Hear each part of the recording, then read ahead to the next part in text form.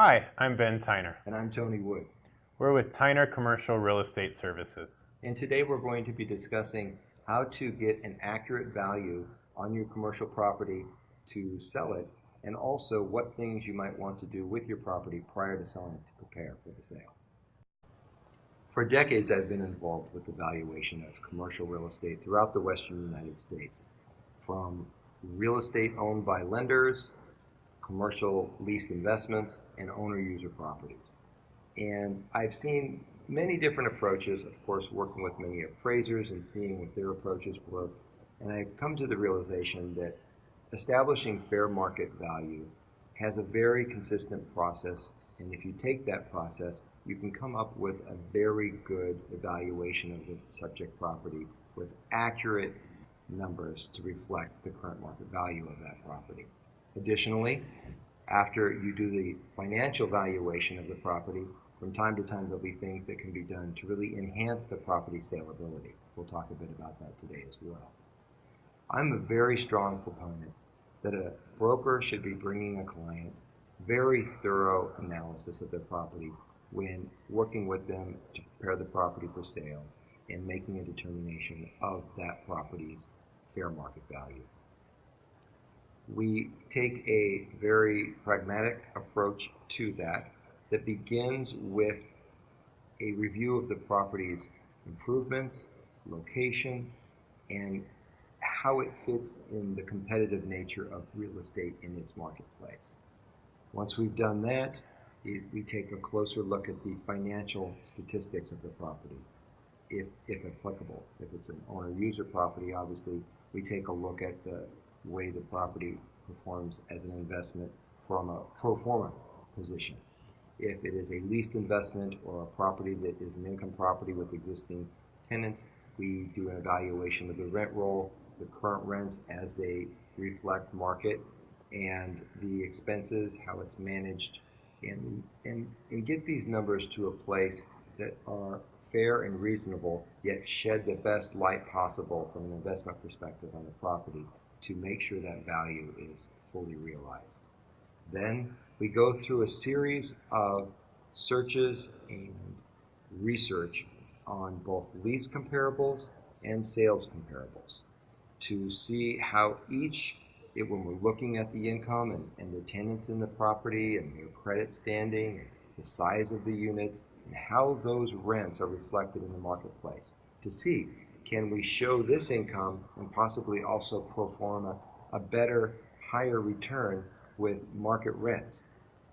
Also, if you have a building with national credit tenants, such as a retail center with major national credit tenants in there, that's really going to impact how you apply a cap rate versus if you have a center or an office building or an industrial building with tenants that are more regional and local business owners. That will also directly impact how you apply cap rates with your comparable sales to the valuation of the property.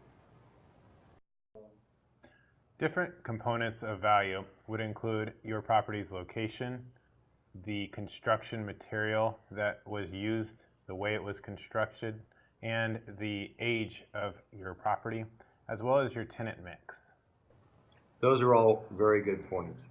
There are so many components to be taken into consideration when you're doing these market evaluations on a property and marketing plans for the property. So when the marketing valuation is complete, you've got an executive summary bringing in description of the property, a highlight of the lease and sales comparables, a recommendation of price and range of anticipated final sales price, some information on what the marketing plan would be for the property, and hopefully some background on your brokers and why they are best suited to be the choice to market that property.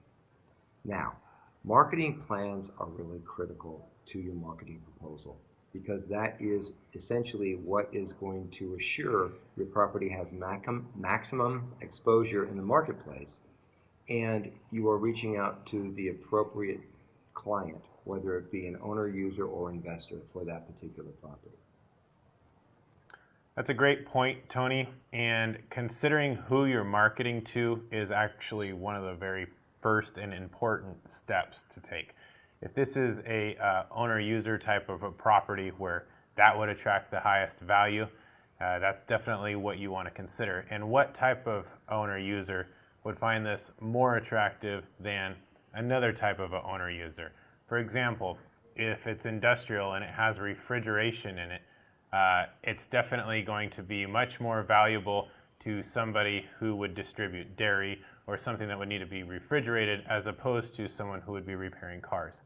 So you would look at what are the features of this property, and to whom and to what business would this specifically help, or type of an investor, depending on what type of a property you had, and really target your market your marketing strategies down to these type of users or investors. And then certainly once you've made that determination, you go through a protocol of formulating the lists and creating the prospects to reach out to directly as a broker. This is really an important component of your marketing plan. Not to mention broker cooperation. We fully cooperate with brokers, and we really encourage other brokers to keep that in any marketing effort that you do on a property. Many times there's some old kind of approaches to marketing commercial property that has to do with the broker keeping control and keeping it proprietary, and really making it essentially much more difficult for any other broker to possibly insert their buyer into that situation. I think it's critical for clients, owners, to reach out to their prospective brokers and ask them the question, do you fully cooperate with other brokers if they have a buyer for my property? How do you do that? How is it marketed? How is it exposed to the marketplace beyond just your own core group of investors or clients that you might have? These are things that need to be considered and looked at when you're going through the choice of a broker. I also ask, where are you marketing? And often, if someone just says the internet, it's pretty wide open. And I look at marketing much like fishing. The more hooks that you have in the water, that are properly baited, of course, but the more hooks you have in the water, the better chance you have of catching the fish. And speaking of hooks, what's the bait? Your marketing package is a critical part of the entire package of marketing a property. And I'm surprised how many times still today I'll call about a property and ask, could you send me over the brochure or the flyer? And they don't have one. I've literally had brokers go, I just don't do that. But I'm happy to tell you anything you need to know, and they might send you a couple of pictures. That just is not a way to effectively market a property. No. A professional flyer and brochure and marketing package can actually really help the desirability of your property when it's first presented, and that first impression does mean a lot.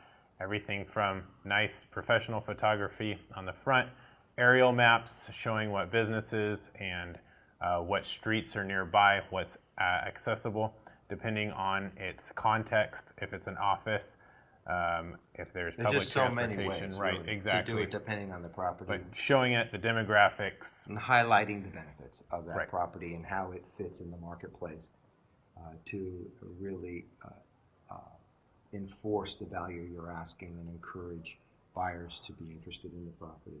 Something we didn't talk about in this video, and we should probably visit that in another one, is exit strategies. You may be looking, as an investor, obviously you might be looking at a 1031 tax deferred exchange. If you're an owner user and you're selling but you're not purchasing another property, there are tax considerations and other issues you want to look at too before you make the final decision to go forward with the sale.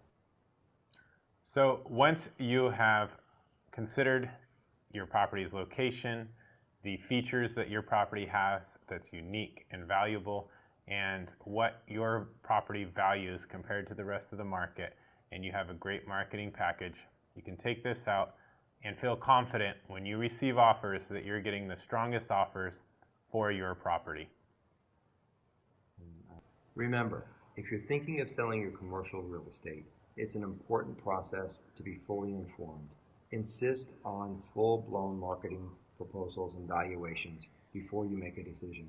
Make sure that these valuations of your property include all the elements that I've discussed today to really assure that your property has been properly evaluated and that the price that you're going to be asking is the highest and best possible price, and you have the best possible marketing approach to that, obtaining that price.